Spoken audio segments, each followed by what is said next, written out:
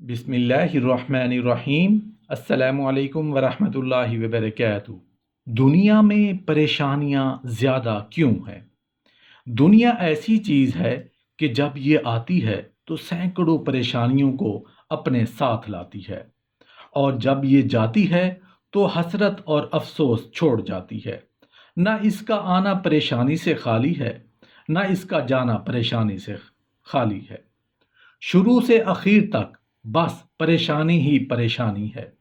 ایک روایت کے مطابق جس میں آدم علیہ السلام کو سینچنے کے لیے دریائے مالا مال سے مسلسل 40 سال ان کی خاک پر غم اور اندوہ کی بارش ہوتی رہی، اور دریائے مالا مال وہ دریا ہے جو عرش کے نیچے بہہ رہا ہے، جس کا دوسرا نام بحر الاخراق بھی ہے۔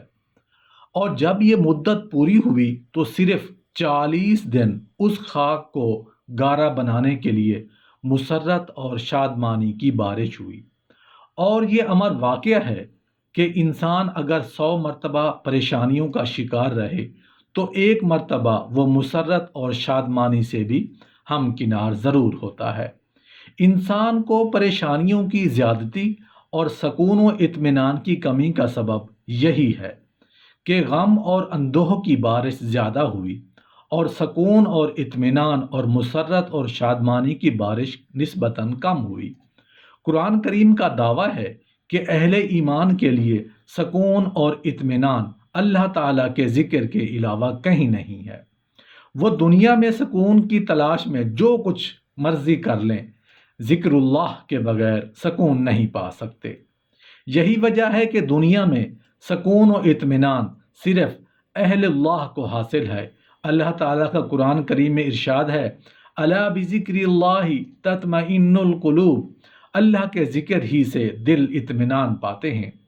تلاوت کردہ آیت کی تفسیر یاد رکھیں، سمجھیں کہ خدا ہی کی یاد کے ساتھ دلوں کو چین ملتا ہے۔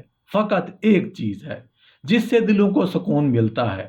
تمام عالم میں چراغ لے کر ڈھونڈ آؤ، کوئی دوسری چیز نہیں ملے گی، وہ چیز ذکر اللہ ہے۔ اب یہ دیکھنا ہے کہ آیا اس کی ضرورت ہے یا نہیں۔ دین کی حیثیت سے اس کا ضروری ہونا تو ظاہر ہے، دیکھنا یہ ہے کہ دنیا کے اعتبار سے بھی ضروری ہے کہ نہیں۔ دوسری بات یہ دیکھنی ہے کہ ضرورت کسی اور چیز سے بھی حاصل ہو سکتی ہے کہ نہیں۔ ہر شخص کسی نہ کسی چیز کا طالب ہوتا ہے۔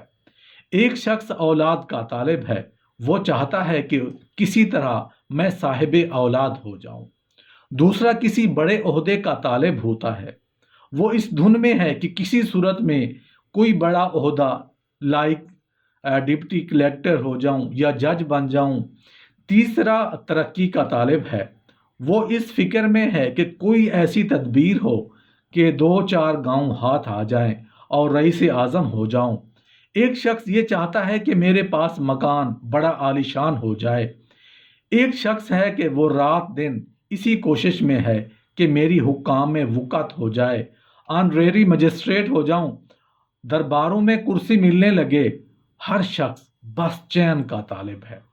جو شخص بے قرار ہے اولاد کے لیے، وہ سمجھتا ہے کہ اولاد ہو جائے گی تو میرے قلب کو چین ہو جائے گا، اور ترقی کا طالب ہوگا، وہ خیال کرتا ہے کہ میرے پاس 10 گاؤں آ جائیں تو مجھے چین آ جائے گا۔ غرض جو شخص جس چیز کا طالب ہے، اسی لیے کہ اس کے مل جانے پر اس کے قلب کو سکون اور راحت ہو جائے گی۔ خلاصہ یہ کہ چین اور راحت ایک ہی سب طالب ہیں، لیکن اس راحت کے حصول کے لیے سامان اور ذرائع ہر شخص نے اپنے ذہن کے موافق مختلف تجویز کر رکھے ہیں۔ ان کا اختلاف محض نام کا اختلاف ہے۔